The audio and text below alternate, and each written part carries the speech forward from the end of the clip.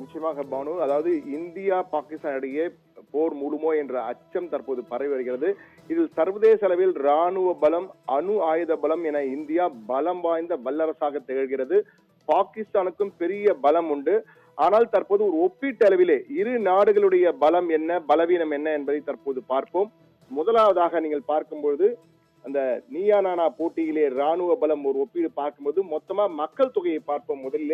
முதலில் மக்கள் தொகையில் இந்தியாவை பொறுத்த மட்டிலே 140 கோடியே 91,28,296 பேர் இருக்கிறோம். அதே போன்று பாகிஸ்தானுடைய மக்கள் தொகை என்று பார்த்தால் 25 கோடியே 23,63,571 தான் இருக்கிறது. இதில் வேறுபாடு என்று பார்த்தாலே கிட்டத்தட்ட 100 கோடியே 110 கோடி வித்தியாசம் இருக்கிறது. அந்த அளவுக்கு மிகப்பெரிய வித்தியாசம் இருக்கிறது மக்கள் தொகையை பார்க்கும் பொழுது.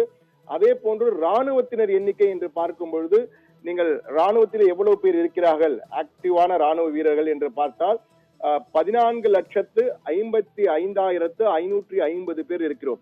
பாகிஸ்தானை பொறுத்த மட்டிலே 6,54,000 பேர் தான். அதாவது இந்தியா அவர்களை போல 2.25 மடங்கு அதிகமாக வித்தியாசம் மட்டும் இருவருக்கும் பார்த்தீங்கன்னா 8 லட்சம் பேர், 8,01,550 பேர் இந்தியாவிலே கூடுதலாக இருக்கிறார்கள்.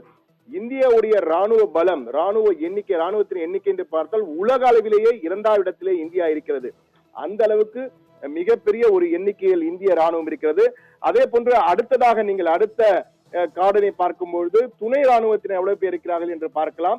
ரிசர்வில் உள்ள வீரர்கள் என்று பார்த்தால் ரிசர்வில் எத்தனை பேர் இருக்கிறார்கள், அதாவது இவர்கள் உடனடியாக ராணுவத்தில் வர வேண்டும், போரிட வர வேண்டும் என்று அழைத்தால் உடனே வரக்கூடிய வீரர்களாக இருப்போம் என்று பார்த்தால் கிட்டத்தட்ட 11,55,000 பேர் இருக்கிறார்கள்.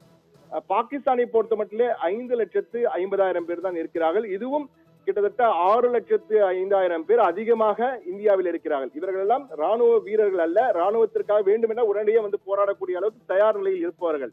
முன்னாள் ராணுவர்களாக இருக்கலாம் அல்லது ராணுவத்தில் சேர ஆயத்தமுள்ளவர்களாக இருக்கலாம், எனவே உடனடியாக வரக்கூடியவர்களாக இருப்பார்கள். அதே போன்று இதுக்கு அடுத்தபடியாக நீங்கள் துணை ராணுவ படையினர், பேரா மிலிட்டரி போர்சஸ் என்று கூறுவார்கள். சிஆர்பிஎஃப், சிஏஎஸ், பிஎஸ்எஃப் என்ற பல, இந்தோ டிபோட்டியன் படை என பல படைகள் இருக்கின்றன.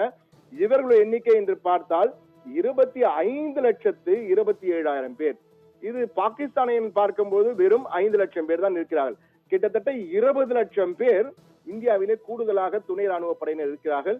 இது உலக அளவில் இதிலும் துணை ராணுவ படையிலும் இந்தியா 2வது இடத்திலே இருக்கிறது. அதே போன்று அடுத்ததாக நாம் விமானப்படையின் பலம் எப்படி இருக்கிறது, இந்தியாவிலே விமானப்படை எப்படி இருக்கிறது என்று பார்த்தோம் என்றால் இந்தியாவிலே மொத்தமாக